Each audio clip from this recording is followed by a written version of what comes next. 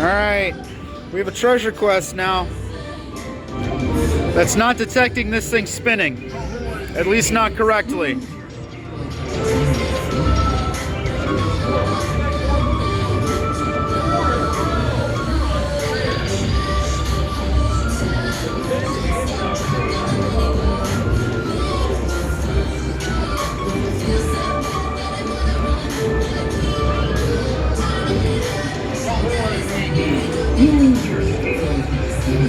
Either the sensor for this is bad, or the sensor behind this spin sign is bad. There's a big encoder wheel. So, we gotta take this front cover off to get access to this. Alright, there's a handful of these. They're 5mm equivalent. They're carriage bolts, go all the way through the back, so sometimes you gotta use a 4mm equivalent on the back. Alright, all the screws are out. Gotta switch hands for this. I usually take one of these, pop it part way back in the hole, and use that as a knob to pull this off. There we go. They're hard to see, but there's a couple of Phillips screws that holds this whole piece on. So we'll take those out. Alright, now this can come off, and there's two cables back here. Just unplug those. Alright, so that's off. Wheel is now pretty much free spinning. It's a little hard to see, but there's a slotted disc in there that is read by this little sensor, and that's how the game knows what position the wheel is in. I'm going to check this sensor, see if it's dirty or broken. So there's our sensor. I'm just gonna give that a wipe down with a towel just to be safe. Alright. So give this a wipe down through the middle of that sensor there. Just to make sure that's pretty clean. I'm gonna put this back in and give it a test. Alright, sensor's back in. I'm gonna plug these cables back in, because I need that display to properly test this. Alright, display is back on. I need to open up the back of the game to access the main circuit board. Alright, here's our main circuit board. On here, there is a small dial, this arrow here. Depending on what number you set this to, it gives different diagnostic information. I actually need to set it to 6 to check the sensors. I found the perfect spot to hide the gold.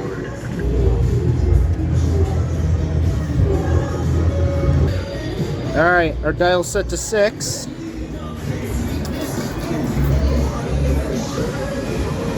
And when I reboot this, it should boot into a diagnostic menu. Alright, after a quick reset, we're in our diagnostic menu. As I spin the wheel, see that pattern of 1, 11, 0, 10? That is actually telling me that that sensor is seeing every single one of those slots. As I spin this quickly, we can see that changing very, very quick.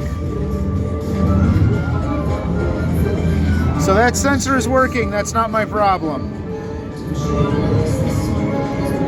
As we slow down, we can see the numbers a bit more clearly. Every once in a while, we'll see this number light up. That's actually this bottom sensor recalibrating the wheel on every full rotation. So both of those sensors are working. This is my next culprit right here. Alright, so pull this back out. There's a sensor right up here that detects this clicker mechanism. That sensor could be bad. I'm going to clean it and check it, and this looks a little wobbly, so I'm going to try and see if I can stabilize that. So you got to take this off here.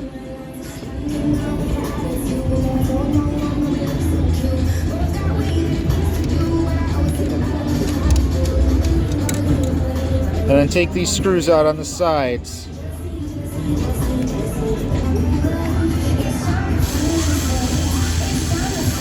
One more. Alright, all the screws are out. Should just be able to wiggle this right out of place.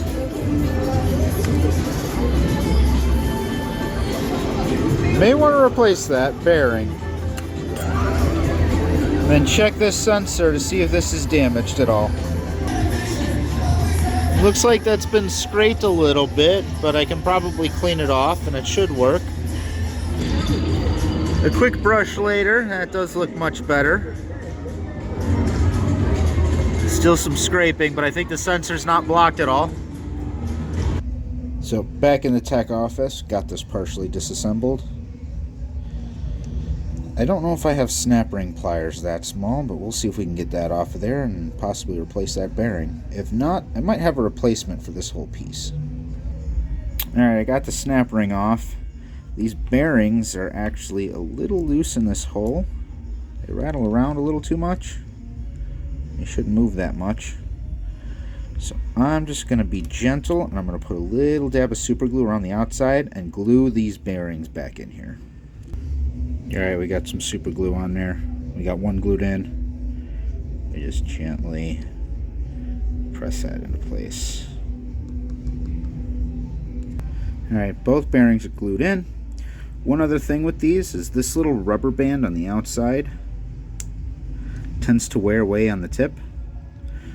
So I got a spare. I'm going to replace that. Alright, we got this partially on. Sometimes you need a little bit of help because these are very tight bands. Center guiding shaft, snap rings back on. Got to put these back on, and then I should be able to put this back in the game. Alright, this is reassembled. These bearings don't wiggle around anymore. They're mostly in place. I may have these... Whoops. I may have these two plates backwards, but we'll find out when we get back out to the game. Good news, I think I got it correct. Still to be determined. Still have to put this sensor back in first. Alright, sensor's back in. Time for this. 4 screws on the side, and then this gets put onto that right there. Alright, this is now in. Come on. Alright, all 4 screws are in. We do this over that. We got another washer for on top of it. And somewhere on this table was a nylon locking nut.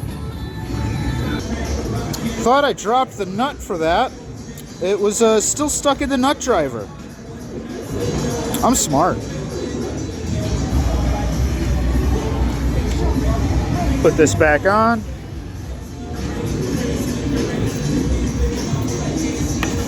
There we go. Alright, this doesn't wiggle around so much anymore. And that is passing right in between the middle of that sensor. So this should work. Alright, that's back on there. Plugged in the 2 cables. I've set our diagnostic switch back to normal gameplay.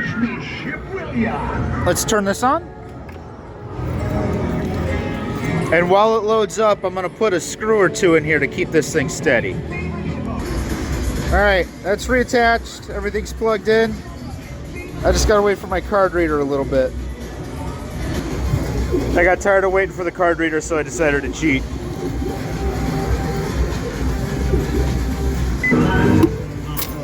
Alright, as this spins, it's going to use that slotted disc to check the sensors. It's going to calibrate on every spin, and as it slows down, it's going to use this clicker mechanism to determine which spot you're actually on. As it slows down, we should hear a beep for every peg it passes.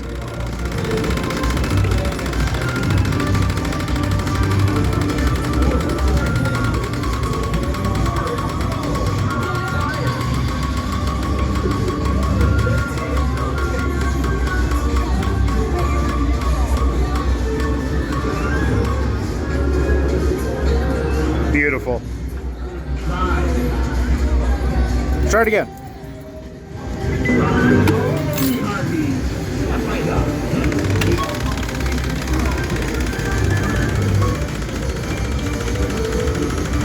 Remember, if everything's working, we should hear a beep for every peg.